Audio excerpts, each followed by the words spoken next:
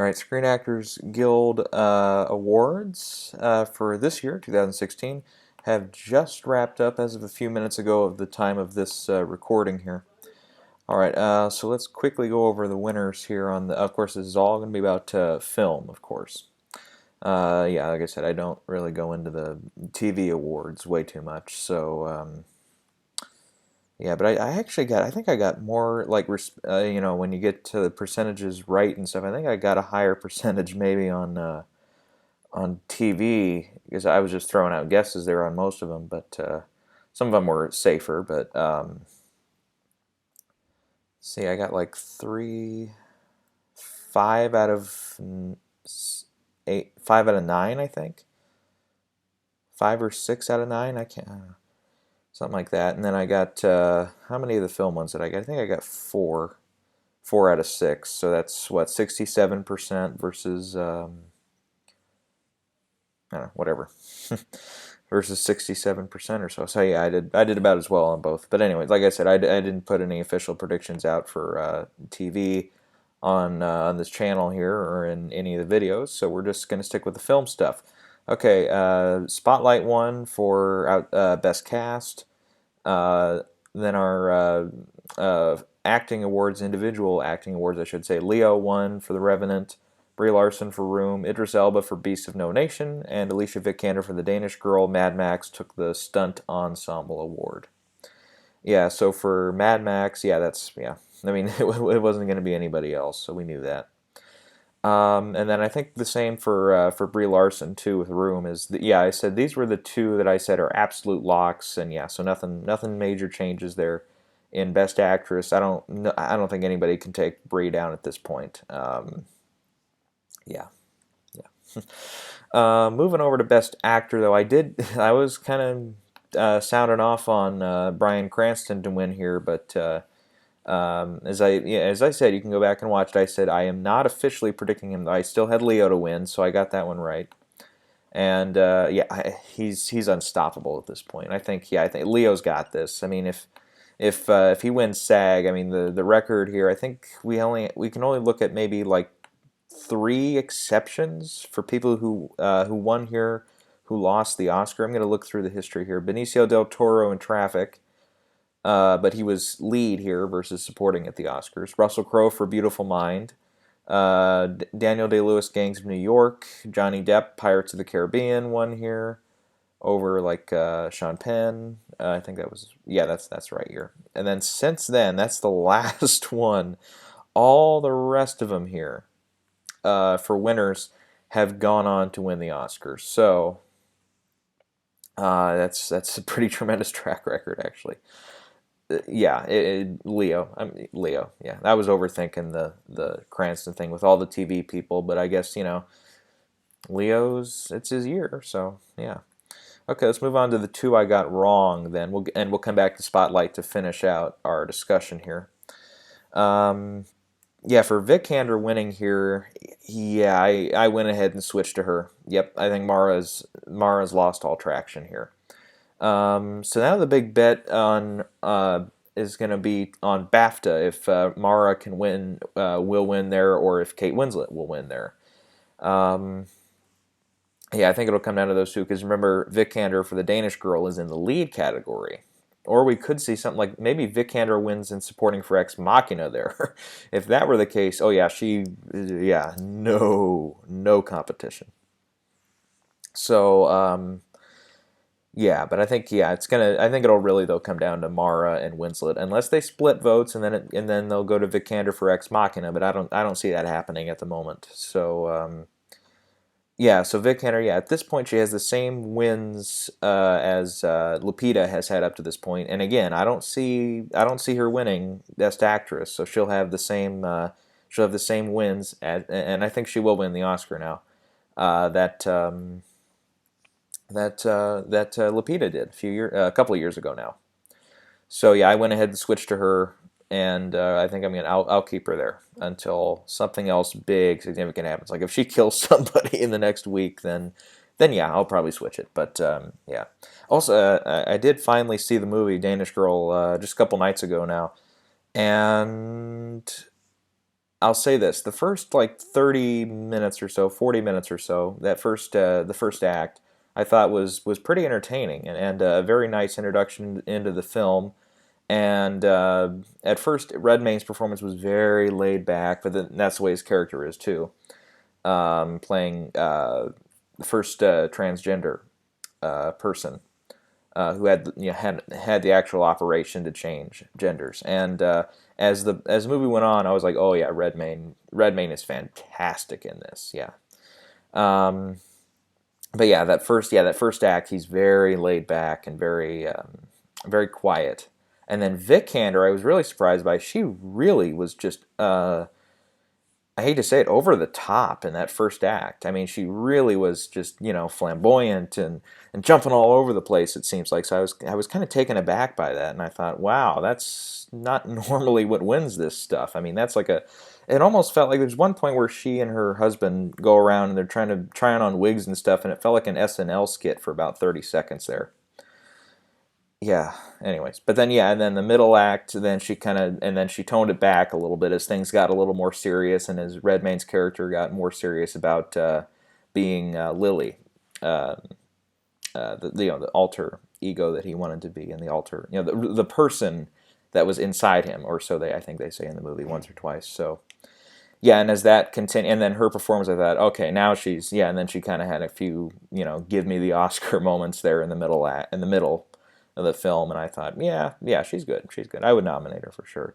And then for me, probably the problem with her too is at the end she maybe had like three or four too many crying scenes, but but that just seals the deal for her anyways. But personally, I'm not, over crying for me. It kind of gets on my nerves, and that got on my nerves by the end of it. But yeah, the voters, they love that shit. So I think she's really solid here. And then one thing I never thought about though is who directed The Danish Girl? Tom Hooper. Now look back at his past two films, Les Mis and The King's Speech. Both of them took home an acting award. Duh! Oh my God! Why did I not? Yeah, I could have bet on her from the start at this point. Come on, I should have seen that.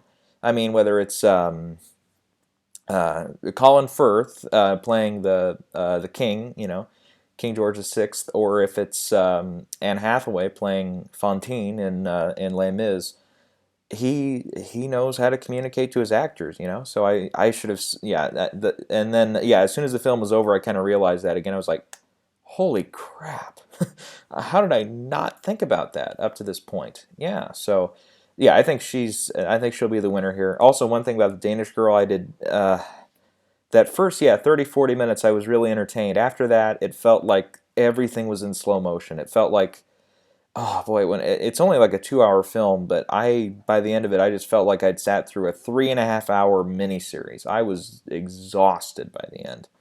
And like I said, yeah, all the crying scenes and it just felt like it was just dragging its feet all the way through.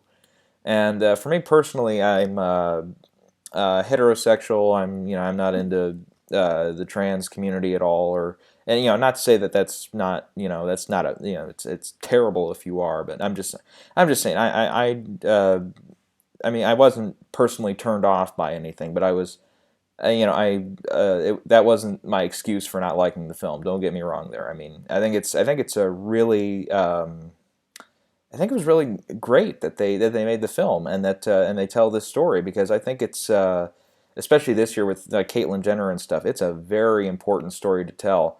It's just the pacing for me was just like, okay, that first 30 minutes or so was rolling along fine, and then it just drug its feet out with repeated scenes over and over and over again of him being conflicted and stuff. And I felt like, okay, the first, and the stuff in the first act that laid it out just fine. Why couldn't the movie have been, an hour and 40 minutes instead of 2 hours, And it, um, and then they get into the side character. I think it was is it Matthew Good is the character there, or no, it's somebody else I was thinking of. Yeah, whoever that actor, yeah, they bring in another character who's an old friend of Redmayne's and stuff, and it felt like when that came in, that was just another thing on top of everything else. I just felt like if they'd just gone the simpler route and not overplayed it, and not repeated scenes over and over again. I think the emotions of the film would have hit harder. I think yeah, the pacing issue would have solved itself. And yeah, I just didn't. At the end of the day, I just couldn't. I just didn't care for the film. I felt like I was checking my watch like every 5 minutes after that 40-minute point or so. But yeah, Redmayne's great in it. Vicander's really great. The costumes, art direction, all that looks really nice. Even the cinematography, I was really taken aback by. Really nice job there. And like I said, Hooper, yeah, he gets the performances out of his actors that he needs. So good for him on that. But yeah, and once again, yeah, this I'm not just because I'm a straight white guy doesn't mean that I automatically hate on these movies. No, no, no, no, no. Like Carol this year was about a girl and girl relationship, a lesbian relationship, and I really enjoyed that. I mean, this the chem and I didn't bring it up personally, but the chemistry in that film between Blanchett and Mara, it's the best chemistry I've ever seen between two same-sex couples on film. And I don't go out of my way to see these films. So and I'm not as well versed in this in that type of film. But I was really impressed by that. And yeah, so yeah, that's just to go off on a tangent there to make this thing 5 minutes longer. But anyways, yeah. So I switched to Vic Hander. I think she's got the Oscar now.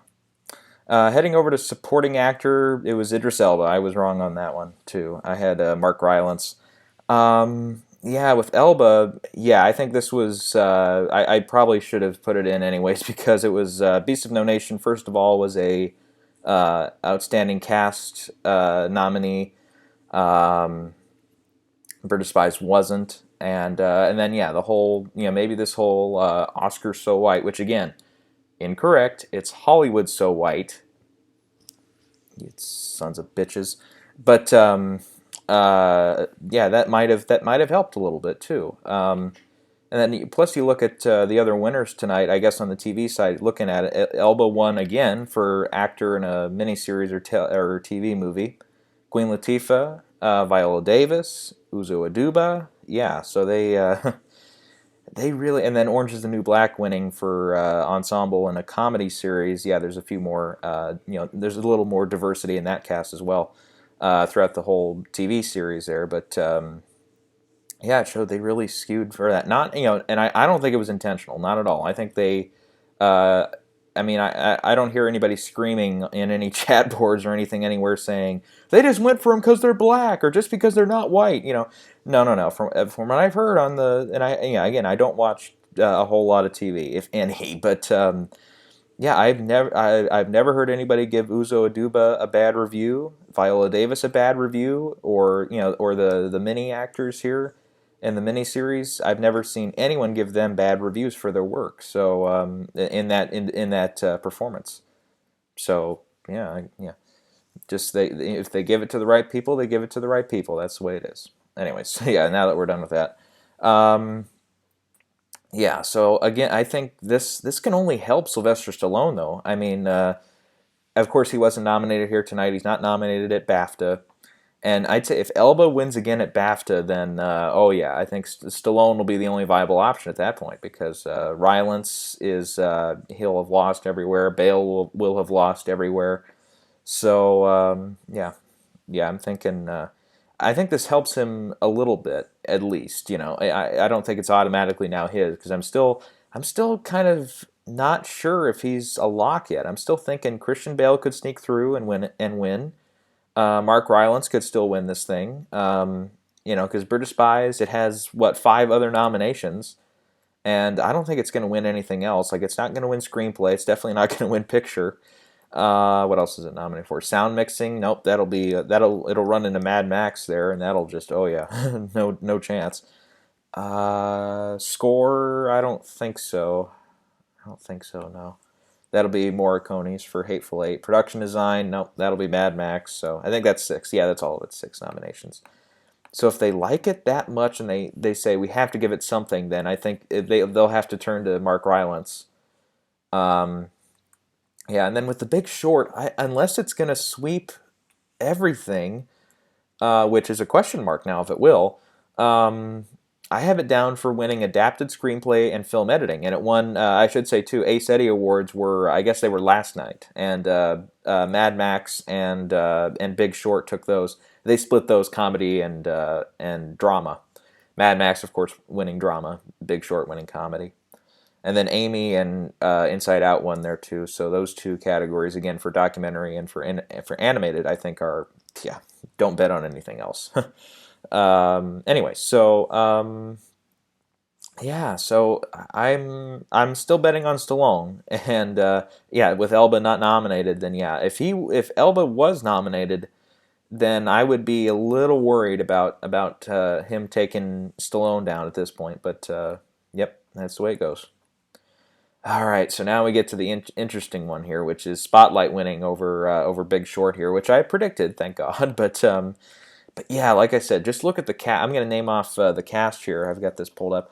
Billy Crudup, Brian Darcy James. I couldn't think of the guy's name earlier. Michael Keaton, Rachel McAdams, Mark Ruffalo, Liev Schreiber, John Slattery, Stanley Tucci. Like I said, they all touch a nerve somewhere. The main six there, not Crudup or Darcy, which are the more Darcy James, who are the more less familiar people. Crudup playing the I think he was one of the lawyers who settled against the church or something like that. But yeah, Michael Keaton, I mean, Hollywood legend, been in all sorts of great films through the years, and Birdman, of course, last year. Rachel McAdams, like I said, kind of that Nicholas Sparks romantic comedy uh, genre there. Mark Ruffalo, I mean, two-time Oscar nominee. Now with this is his third nomination, and I might if Spotlight ends up winning like an edit, like if it topples Big Short in editing on Oscar night, then I'll start to say, look out, Ruffalo, if they haven't done that category yet. So I think he's got a little bit of a dog in the fight too. So it's yeah, it's that three-man race there between those three. I don't think, and then the other two nominees, Hardy and who am I missing? I'm trying to think, who am I missing? What the hell? Hardy and who's the other nominee? I can't think of it. Anyways, but yeah, it's Bale, Rylance, Stallone, Ruffalo, Hardy. Yeah. Okay, I don't know. I was confused there. Anyways, but yeah, I definitely think it's that three. Okay, so that'd be four-man. Okay, I'm confused. Sorry, four-man race. Yeah, between those four. But yeah. So yeah, Mark Ruffalo. I mean, those now third nomination, and then with the Avengers and stuff, that checks that checks that box. Is what I want to say. Liev Schreiber and Tucci, I kind of put in the same class there, which is they're the guys who work with everybody. They'll do any project comes across their desk. If they're even the least bit interested, they'll sign up for it. And like I said, 2, 3, maybe 4 movies a year they'll do. And then John Slattery, Mad Men, was that even nominated tonight for? Um, yeah, it was a nominee for outstanding cast in a drama series on the TV awards. So and with the Mad Men and stuff, that ticks that box too. So yeah, I mean, I didn't like I said.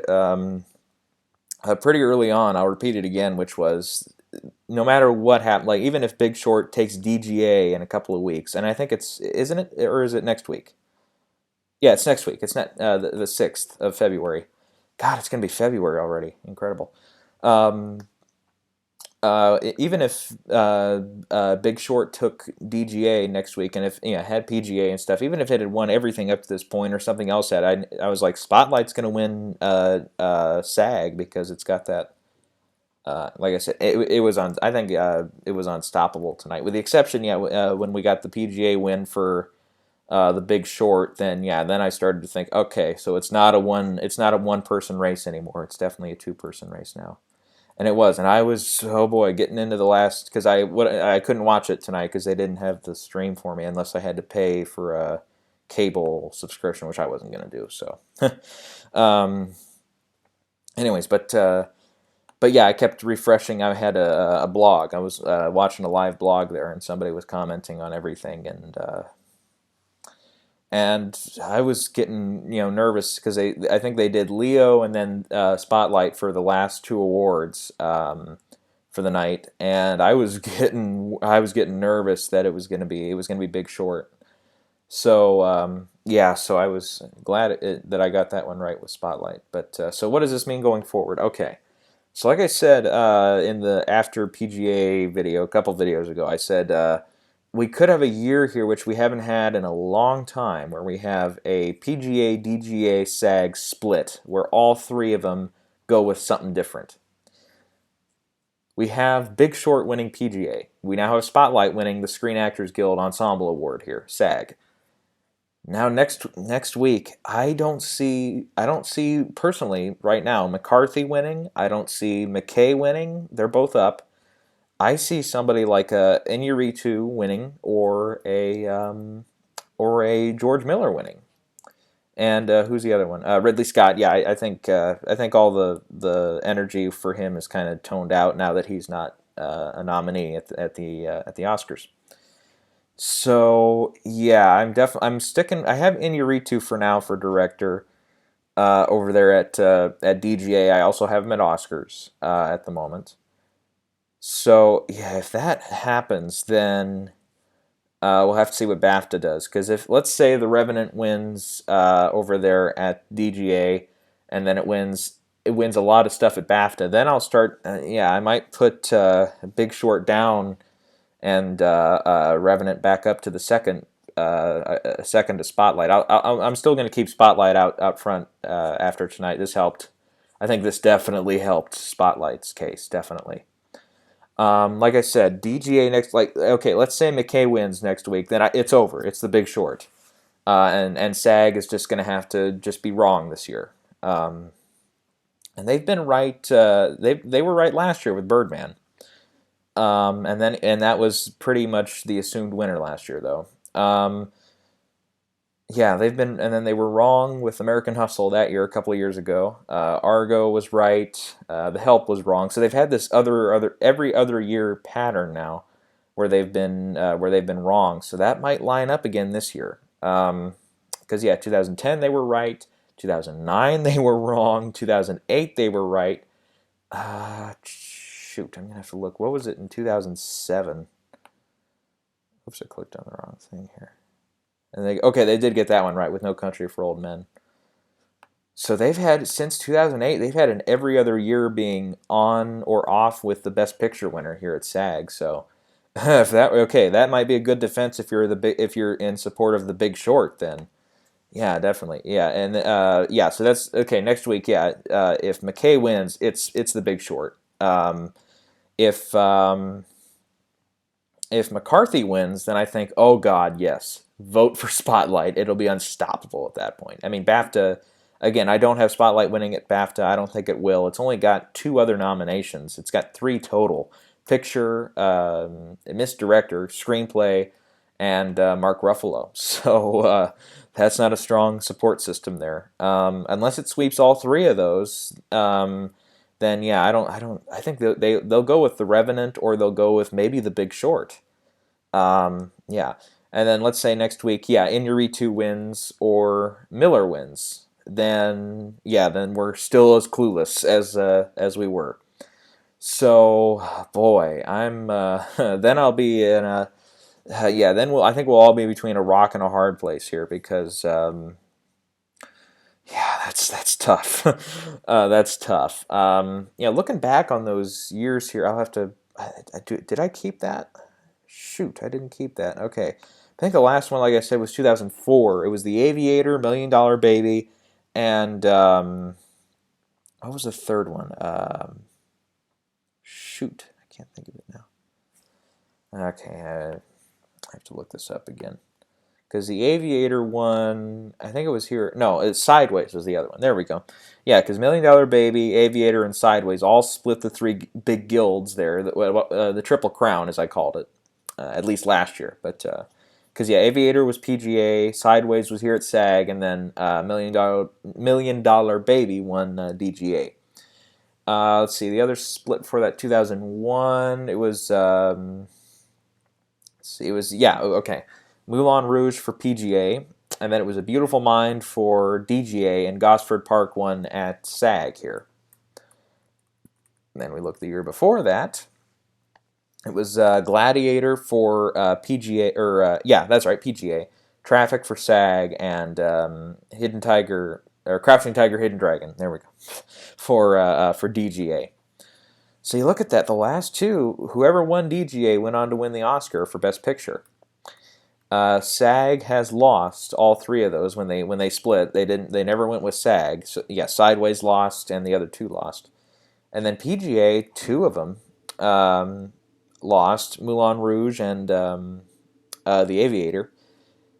Yeah, I'm trying to think that year. Yeah, with the Gladiator year, I don't think it was a clear. It was a clear bet for Gladiator to win picture there. Let's see, I can't remember. Did it win the Globe? Let's see here. I'll look it up here. Okay, yeah, it won BAFTA, won Globe. So yeah, that one was okay. That was a little clearer than we thought. Let's see here. Beautiful Mind, I think, was a pretty. It was just a case where they just didn't award it the other stuff because it won. See, it lost BAFTA, but it did win. It did win the Globe, as I recall. Maybe not. Let's see. I'll have to look it up again here. Let's see here.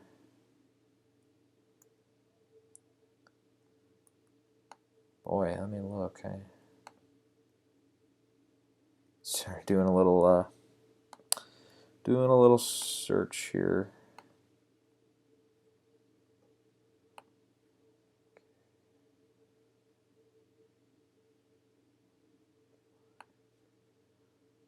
Words. Here we go. Because yeah, like I said, he won DGA that year for Beautiful Mind, but I don't know if he won the Globe. I don't think he did he? Okay, yeah, I'll do some further investigation on that. And then what was the last one? 2004. Yeah, and that was Sideways. I think just won with popularity here at SAG. Aviator was PGA, and I don't know. There was kind of a Aviator, as I recall here. Let me double check here at the Globes. I think it was so yeah, BAFTA it won there. Let's see. I think it lost director though. Yeah, it lost director there, but it ended up winning picture. Then it did the same at the Globes. So there was kind of that question mark: is it going to be $1 Million Baby, or is it going to be The Aviator here? And the Aviator did lose. Sorry, Critics' Choice. Let's see here, $1 Million Baby. Looking here at its accolades here. See, it lost. Yeah, who won Critics' Choice that year? It must have been 2004 here. Yeah, I love doing all this research live here. Who did they go with? Sideways. They did go with Sideways. Okay. Yeah, so they went with Sideways. That Critics' Choice, and then it won SAG. So that there was kind of a split year there, and then it did win director at the Globes though. So but then again, that was before the preferential ballot. That was when director and picture almost always lined up. I mean, it'd be pretty rare if it didn't. And actually, the next year with Crash and Brokeback Mountain, that's when it did split. When Ang Lee won for director, and then Crash won picture.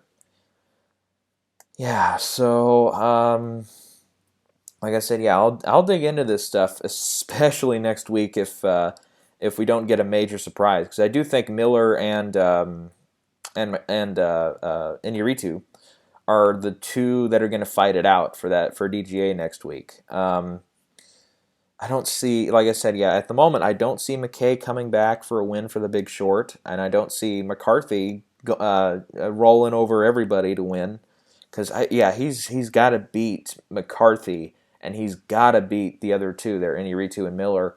I think he's probably got a better shot right now than Ridley Scott does. But and even then, that could be a rallying too for him. is just to say, you know what, screw the Oscars, we're gonna give it to you, and it could be one of those cases. If that happens, then we're really in trouble because then, oh boy, will that be a last minute revival for The Martian? Because that, as you'll recall, does not have editing, does not have director at the Oscars, I haven't done the research here again, but. No film that I can recall has ever won Best Picture without being nominated for editing or for director. A film, yeah, as far as I know, every Best Picture winner has been at least nominated for one or the other. Driving Miss Daisy had an editing nomination, I think, or maybe that was the last one. Let me double check here. Gosh, yeah, that was a nominee for editing, exactly. Yeah, and then Ordinary People was before Birdman was the last one not to win Best Picture without an editing award, but that one director with Robert Redford. And Annie Hall, as I recall, was another editing nominee. 77. That might be the last one we have to look to here. Let me see here. I'm trying to double check this. Sorry.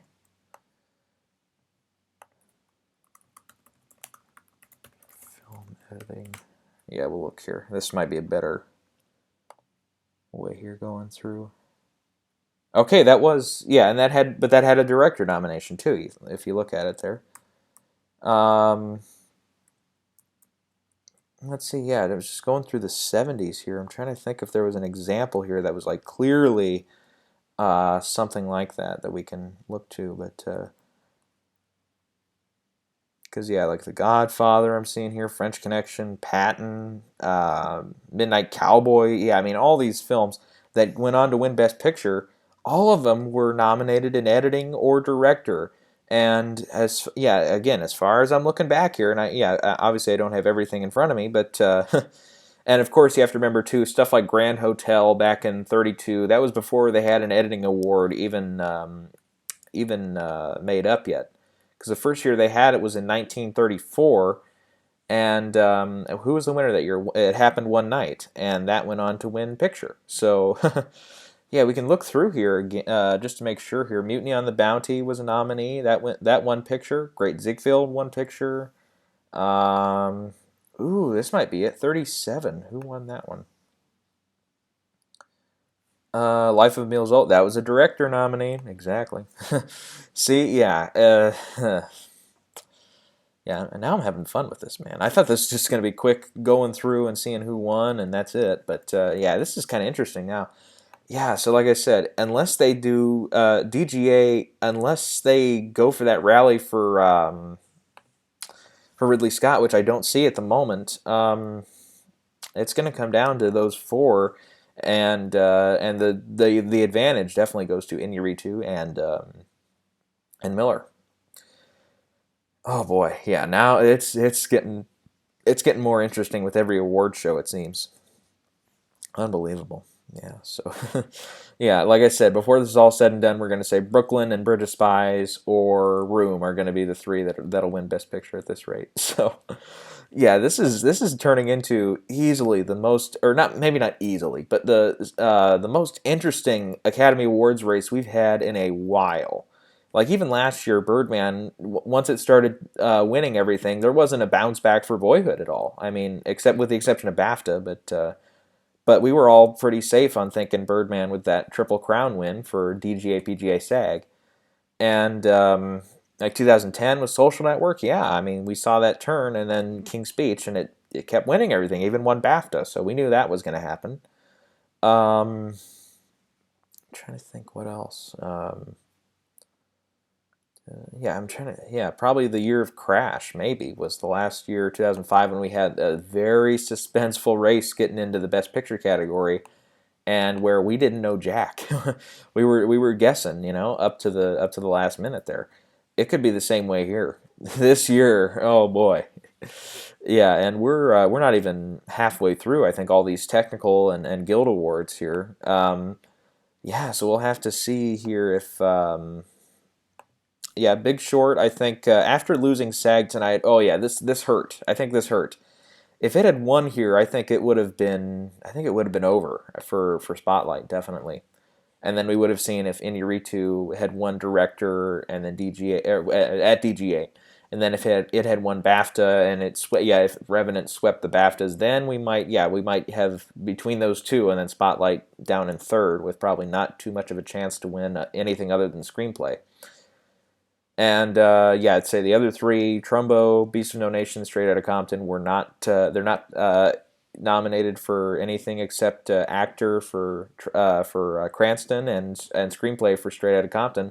So they're not players at all. So if one of them had won, oh boy, then it would have been like, oh my great Scott, what do we do? Then yeah, that would have been very interesting. But yeah, it probably would have it would have helped. I think at the end of the day, I think it would have helped Big Short even more than if it had won, even because then that would have meant, okay, so that means that clearly Spotlight was not in favor there, and it just maybe just a vote just went to, say, if Straight Outta Compton had won, then it would have been, oh, okay, they just really liked the industry with the actors just really, really, really, really, really, really, really liked Straight Outta Compton, and Big Short maybe just had like 3 or 4 more votes and it would have won. It could have been that, but yep. Now we've got Spotlight win here, so yeah. And like I said, unless McKay or McCarthy win next week at DGA, oh boy, we're gonna have a head scratcher going into here. So yeah, yeah, definitely. This makes everything more interesting, and it makes me now. I'm gonna go through here and look through the different years here and see if we can get some help here, and see what happened those 3 years where DGA, PGA, SAG all went to different films, and we'll see what were the clear bellwethers that supported the Oscar wins in the end. Yeah, definitely. I'll look into that for sure. So yeah, yep. We've got a fun race now for Best Picture, especially. Yeah, excuse me for all the different tangents I go on. Sometimes yeah, I try to bring up stuff that all helps in the end or is all relevant in the end, hopefully. So and if not, yeah, oh well.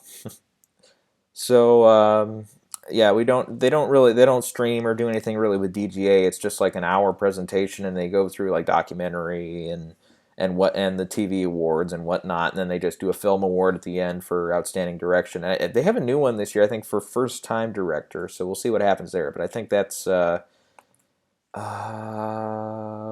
yeah, I won't look up. I won't look it up now to see who's nominated. But yeah, we'll find out.